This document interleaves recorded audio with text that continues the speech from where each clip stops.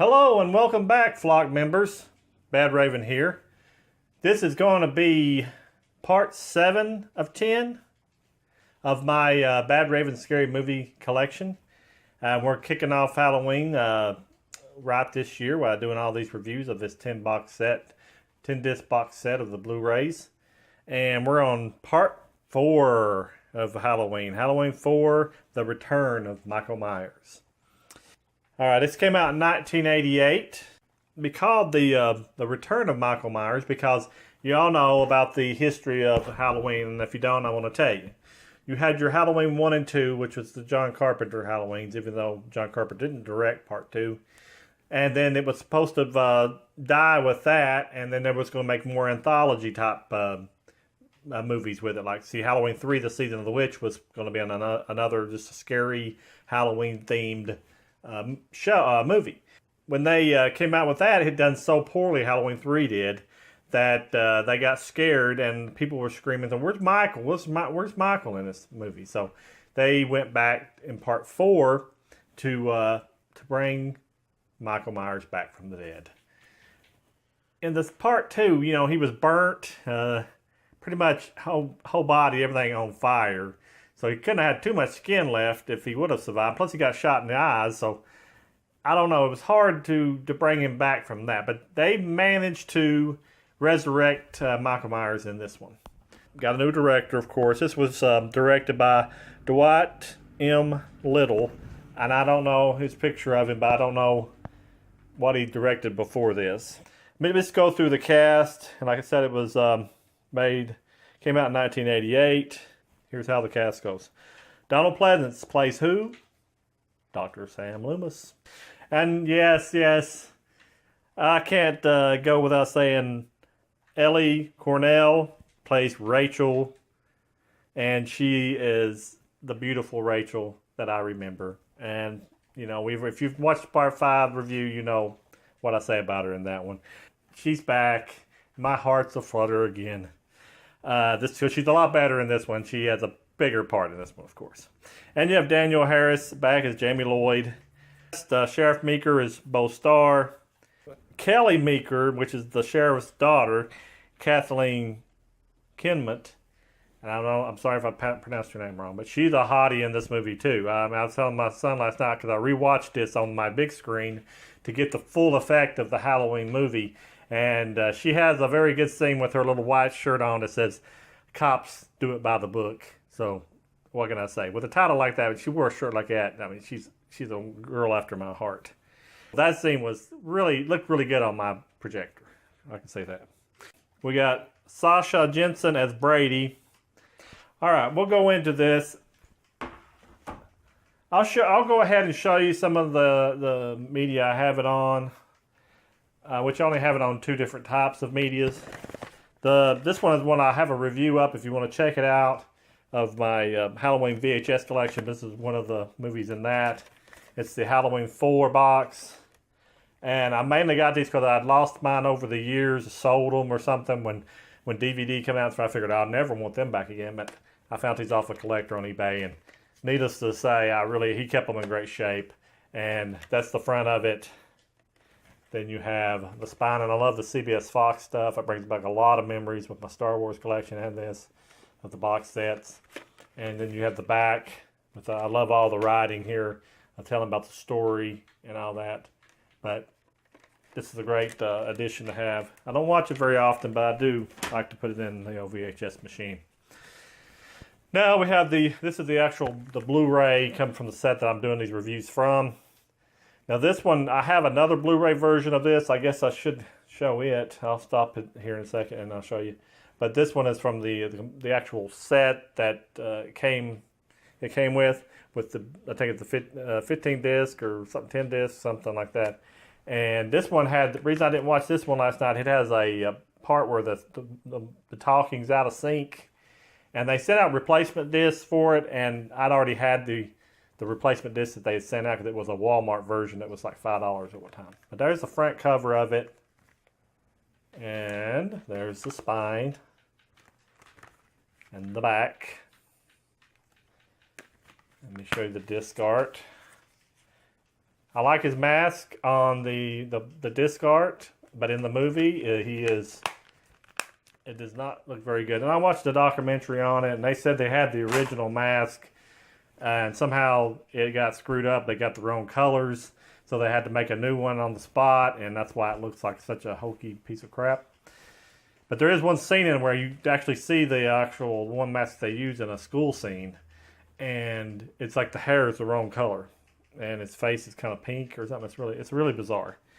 Okay, this is the one I actually watched the movie on the big screen on the Blu-ray. This is a Blu-ray too, a Blu-ray also of it, and it's the color. You know, you got the blue. I like the black better on the other one, but the cover still looks neat. This was the $5 one they had a few years back at Walmart, and I got 4 and 5 on this. It so happens they use this as a replacement disc in the set, because the reason I noted the one that they showed on their thing was red, like that. And that's why it looks, I knew it was the exact same one. So I didn't even send off for the replacement. I probably should have, but it wouldn't have matched the set anyway. I could just stick this in there if I wanted to. All right, getting back. We are reviewing The Return of Michael Myers, Halloween 4. And like I said, I've already brought you up to speed. He's been brought back from the dead. And we start out with the opening, and you always have to have a big thunderstorm. You have to have rain coming down. You have to have lightning. You have to have darkness. Well, you have ambulance drivers driving to pick up Michael Myers at his institution. And I never understand why they always have to move this guy around. They move him around every time you turn around. I guess they just like getting him out of where he's at because the people don't want him around, because he is a mass murderer. Well, they pull up there.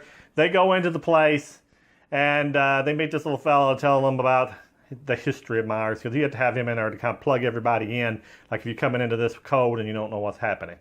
Well, they get Myers down there, and they put him on the gurney. Well, the guy picking him up, the ambulance driver, asked the doctor there, why isn't Loomis there? Dr. Loomis that's his patient. And they said, well, he don't read memos. If he did, he would be there. So they just said he was more ceremonial, as they put it. They send him out anyway. Again, Dr. Loomis would have not wanted him moved, of course. And then we wouldn't have a movie. So they send him out there, and he's in the ambulance, and they're going down the road.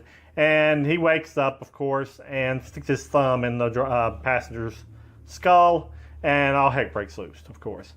I found out later on the making of this movie, that scene was added in later. They didn't have that in there. The producer wanted more blood, more killing, and didn't think it'd have enough killing, and they added that scene to it. So that was kind of neat to know. But after he kills the people in there, you get a shot of young Jamie Lloyd sitting on the couch, and she's looking out the window with the storm, and I assume it's all in the same area.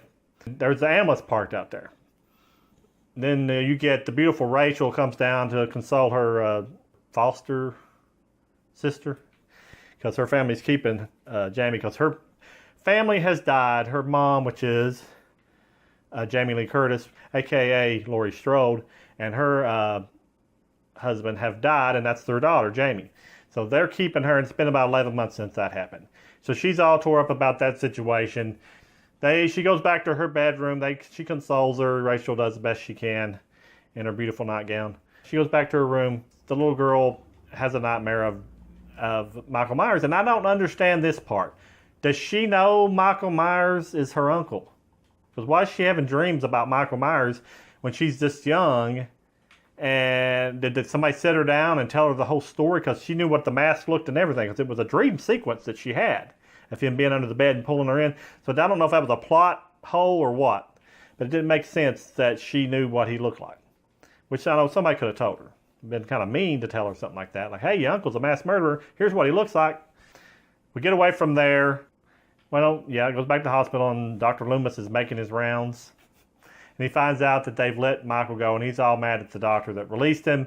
And as sure as he's standing there, they call and say, uh-oh, the ambulance has been found in the river. So they go check that out. Of course, you get Dr. Loomis doing his, oh, he's evil, he's going to kill us all type thing.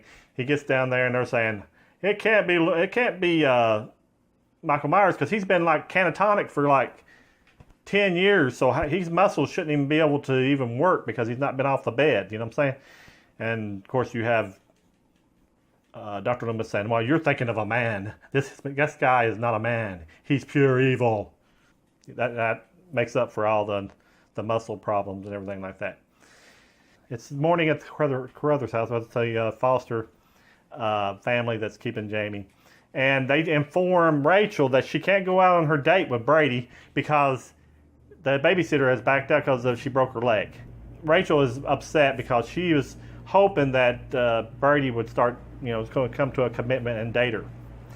And she says a few things, and it gets, and Jamie hears it, and she's like all upset, saying, "Well, you could go out if I wasn't here." She has to make up to her, so she said she's going to pick her up after school and take her for ice cream. They're going to go trick or treat and do all this kind of stuff to make it up to her. You go to after the scene with Dr. Loomis at the ambulance in the river. They find the ambulance all flipped over in there, and he knows it's Myers. So he goes to a gas station, and Myers has already been there and killed the mechanic. So when he walks in, he's slaughtered pretty much everybody at the diner too. Well, not pretty much. Everybody's slaughtered at the diner. And he's standing there with his bandages all over his face because he's been burnt tremendously. And what's weird with Dr. Loomis, he's walking with a cane and he's got a burn arm and he's got a scar on his face. And I noticed in some of the scenes the scar changes. It's got like a big old bump in the middle of it in one part at the beginning, and then it totally disappears to just barely a little place on his face. So you get a little continuity stuff going wrong with that part, but that's beside the point.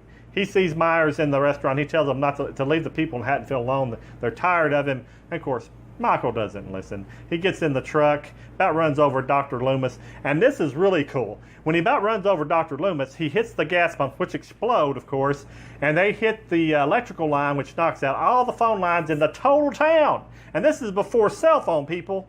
You can't call anybody because the lines are down. So that was pretty good writing right there. I mean, that's how to get rid of the total the phone line. So because Dr. Loomis can't call them and say, hey, Myers is there. Get on the AP bulletin to get him.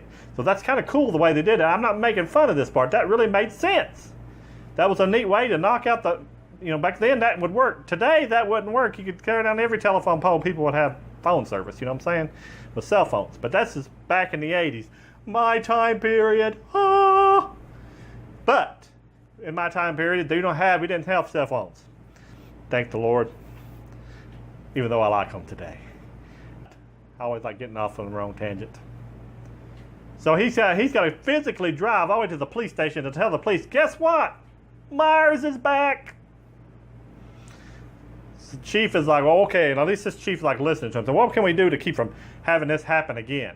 He's like, okay, we're going to alert the newspapers or whatever and television stations. I don't know how they call them, and tell them to everybody get off the streets, Myers loose, and everything. So they actually do this.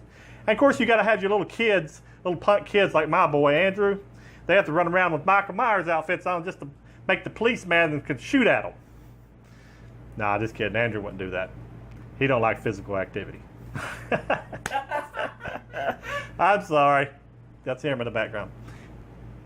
So you have, before all this hits the fan, Jamie's at school. I know you know how school kids are. They're very thoughtful to a poor child that's lost her parents 11 months ago, and her dad's the boogeyman. So what do? They say, oh, Jamie's dad, mom and dad are dead. Jamie's mother's a mummy. Oh, and Jamie's uncle's the boogeyman, and all this, and they just keep taunting her down the hallway. She's like crying in slow motion and all this crap. She gets outside, and Rachel's there to pick her up with her friend, and they go take her to get a new costume because she wants to go to trick or treat. So they get her at the store where Brady, this is Rachel's future boyfriend. They're kind of dating type deal. You know what I'm saying? And that's what I like about this movie. They have actual interactions between teenagers. Yay, teenagers! Gotta have teenagers. Well, Rachel, she's trying to date Brady. Brady's got his eye on the girl he's working with, which is the girl with the cops do it by the book shirt. But she's not wearing it during work, of course. But anyway, they go back there, and she's at the drugstore where they both work, Brady and the other girl, which is Kathleen Kinmont. She plays, let's see if I can get her name. Her name's Kelly. That's the sheriff's daughter. Anyway, she works at the same drugstore where Jamie's taking, not Jamie, but Rachel's taking Jamie to get her costume. And some reason, this is bizarre, people. Jamie picks out the same same type of clown outfit that she sees. She has like a little flashback to, I don't know why she wasn't even born then, when Michael was a little bitty kid and he wore the clown outfit to kill his sister, and she picks out the same outfit. And I don't understand it. I don't know how she knew this stuff. I don't know if it's supposed to be ingrained in her skull or something, and that they all like my clown outfits. But anyway, she picks it out, and while she's in there, you see a hand reach in there and grab one of those Ronald McDonald clown masks that looks like Michael. He sticks it on, and nobody sees him. He goes right in the dressing room with the little girl and likes putting his mask on, and she's like, ah, and backs up into the mirror and busts the glass. Then people come running. Not when, he was standing there watching a little girl dress. Anyway, they come running. Rachel and her boyfriend Brady and all them come in, and she's like screaming there.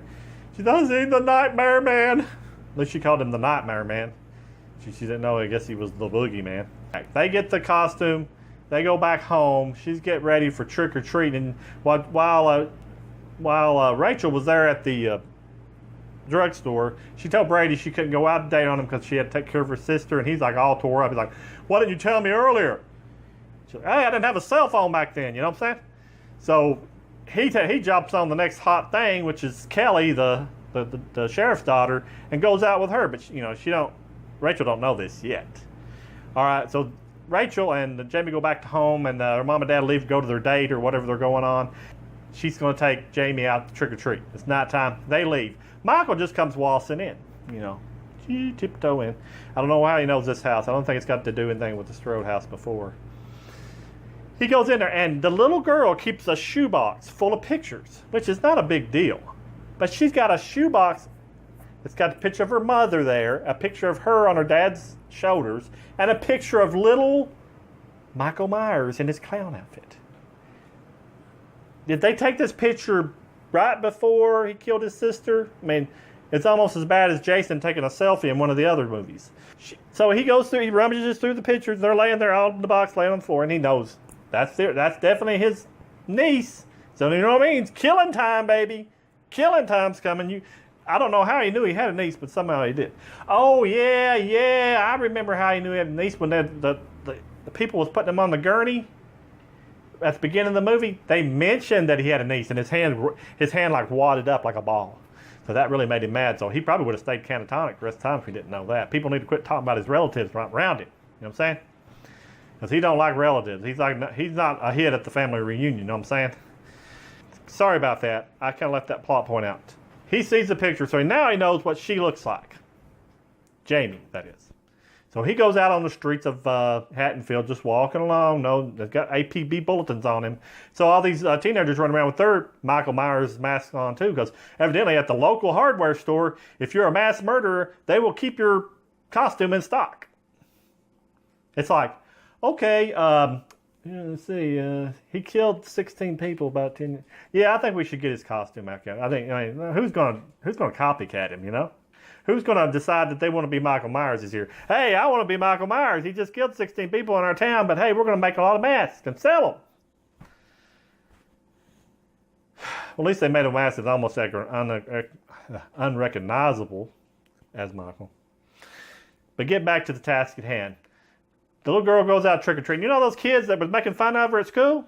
They see her with their little clown outfit and say, oh, your clown outfit's awesome. Come trick-or-treat with us. And then she's like accepted back into the group. These are the people who called her mom a mummy and her dad the boogeyman. And she just went, okay.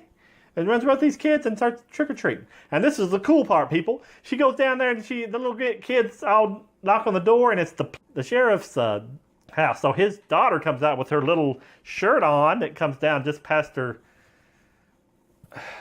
lower region. And it says, I told you what it said on the front of it. And she's like, all there with no shoes on, and she's giving out candy, and so does Rachel. Sees her, she's like, and that girl sees Rachel, she's like, hi, Rachel. She looks in the background, there's Brady coming down the steps in her house, in the policeman's house, because she knows they're on a date. So she gets real mad and she storms off, and Brady comes after her and like, it's not what it looks like. And you're like, yeah, well, I see you with, you want her and all that kind of stuff. He's like, well, you expect you didn't want to go out. So he screwed it up majorly with Rachel. I'm mad at Brady because Rachel, he doesn't deserve her anyway. So, yeah, too bad for him. He goes back They have their little fireplace scene, which is thumbs up, people. Thumbs up. I can't say any more about it. It's Family Channel. But, notice the word play. But, okay. All right. They're doing their thing, and of course, nothing happens, but could happen. And her dad comes home, and they have to act like they're not doing anything, of course. He brings Dr. Loomis over, and they're like getting the house ready, in case of war. They're going to go get little Jamie, and they want to be able to bring her back there and protect her from Michael. They know he's back, and he's ready for blood.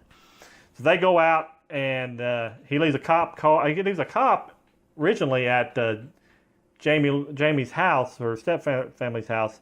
And of course, Myers, after he looks through all the pictures, jumps into that cop's car, and that cop brings him back to the sheriff's house. So he gets like a little ride. Gets to ride in the back. And I used to think those cop cars you couldn't get out of the back, but somehow he gets out of the back door without having the cop to let him out. So a little plot hole there, I think. I don't think, unless this is the old police car. Could be, it's the 80s.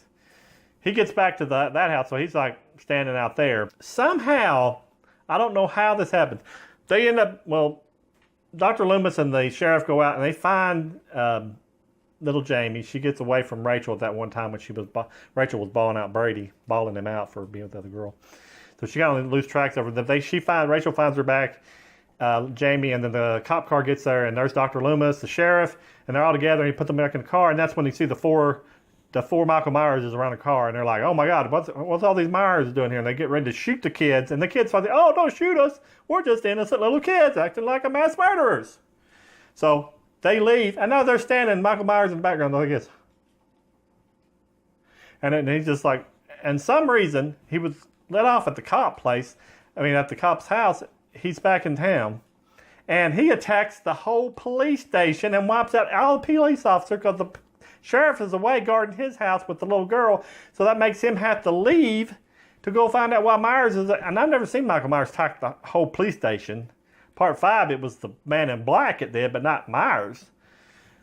So that leaves the house, just one sheriff there, Brady, the little hot to trot girl, and Rachel and Jamie. So Jamie's asleep up in the bed. Rachel confronts the Kelly, the one that wants her boyfriend, throws coffee on her, and Brady's up top trying to nail up the doors and everything. By all this time, Myers has slipped in on him, killed the sheriff, sitting in the rocking chair with the gun. Little Miss Hot Pants comes out and like to give him coffee and lights a candle there because there's no electricity, They knocked out the electricity too. And there's his head all over there, and Michael Myers stands up, and he takes a gun, a blunt gun rifle, and shoves it plumb through the Kelly's body and sticks her plumb up on a wall. How did he stab it through? It's not even sharp, people. A gun is not sharp. I guess he's got so much strength he can just ram it through your whole rib cage. I don't know. But he sticks her up on the wall. And of course, here comes Rachel down. They have finally got a hold of the National Guard to come, and then she's telling them, oh, the National Guard's coming. And she finds the dead body. She sees Michael Myers just lounging around in the living room area. Maybe checking the TV guide. I don't know what he's doing. And she runs upstairs to get Jamie and tells Brady. And Brady's got a gun, of course, and he shoots. And I don't know what he's shooting at. He can't, I think he shoots to try to get out the door, and he can't get the door open, so he uses up his bullets, and he gets up halfway, and he's trying to redo his bullets, and Myers is just casually walking up the steps, and it takes him that long to tell him, Rachel, get up the steps, and he's trying to put him in, and by the time he gets his gun up, he's there, grabs the gun away from him, smacks him against the wall, throws the gun down the steps. Myers does, because Myers doesn't shoot a gun. Myers doesn't like to kill that way. Michael Myers is a more kinder, gentler killer. He doesn't use any firearms. He likes sharp objects. He likes brute strength. But, he's a more natural killer. He likes to kill in the natural environment. He doesn't like to use these guns. He's a hunter that's got morals. Okay. He grabs Brady and picks him up by the skull and crushes him. But of course Brady spits blood on him, so I guess that's supposed to be, his manly way of saying, screw you, I don't know. But he kills Brady. Jamie and the Rachel go upstairs and try to block him from coming up to the attic, but they have to get up on the roof, and they're like hanging from the roof trying to get down. And of course, Myers is walking on the roof too. Myers can do anything. He's just been in catatonic for 10 years, but his muscles are able to stabilize on top of that roof. She slides down and tries to let Jamie down. She gets kind of hung halfway, and of course, Rachel completely hang on to the gutters and have to fall and about break herself in two. And Jamie gets down and Rachel's not unconscious. So she sees the boogeyman, and somehow he gets off the roof like that, and he's down on the floor, and she has to take off running. I guess he thinks Rachel's dead, Myers does, so he just walks past her, and he starts walking after Jamie. Oh, Dr. Loomis. Jamie runs right back into Dr. Loomis's arms. They go to the school. I don't know why. I guess because they let off the alarm when they break in. They figure the cops will find them. So they get in the school, and Myers is there already, throws Loomis out the window. And by the time that all happens, what you call them, like a lynch mob is formed because of the police station going down. And Earl, the head of the lynch mob, Earl, comes back and he gets the little girl drive on. They're trying to drive towards the National Guard where they're at. So they're just driving down the thing. And somewhere, Myers got on the bottom of the truck. Well, it must have been when they were like loading up. And I tell my son to watch this part. It was kind of stupid. They're on the back of this truck barreling down the road. This is after they run into the National Guard that said, that's coming that way. And they tell them that all the stuff going on. And they're heading out of town, Earl and the bunch with Jamie and Rachel. And you see there's two guys on the back of the truck looking over the truck toward the front of the truck on the outside. And then you got a guy looking out the back. Myers gets up while the truck is moving up on the back of the tailgate, gets in, attacks that guy there looking back that direction. Don't throw him out, he's fighting him. And then one of the guys that's standing up against the truck looks around and sees him and tries to help him. And he throws both of them off the truck, and the other guy never turns around. He's still looking forward, people. He's like, I'm just minding my own business. I don't want to look left or right. There might be some major killing going on. So Myers wipes him out after he throws up. They got all three of them off. And the guy driving the truck doesn't even look back in his mirror when he hears all this commotion. I think I would hear three people fighting in the back of my truck, people. Anyway, he doesn't hear him. He's just driving straight as can be. He bases the glass with his hand, and he just stabs his hand through the guy's throat with his hand. And Rachel has to throw the guy's body out there and start driving, and Michael's on top and he's still reaching in at her, and she's zooming around there, and Jamie's in the floorboard, and she does the smartest thing I've ever seen anybody in the movies do. She hits the brakes, throws Myers over the top of the truck, and then she puts her in drive, says, die! Kind of like Jamie Lee Curtis did in H2O. And she just runs him flat, and he just stands there like, talking to me? Slams into him, knocks him back toward the well. There's like a well or something there. By then, all the cops have caught back up with them. And she tells Jamie, don't go anywhere, Jamie. Just stay right here. You'll be safe. She runs and talks to the police. And Jamie gets out of the car and sees her uncle and says, Uncle! And runs over there to him, and she grabs his hand and pets his hand for just a second. And then they see her over there, the police and Rachel Sims say, hey, get away from him. By the time he grabs his knife back and stands up, is ready to stab Jamie in the back, and every police officer there says, get down. Jamie gets down, and they shoot him like 900 times, and he falls backwards into the well. And for some reason, the well collapses. I don't know why. But we don't see the dynamite going down there until part 5.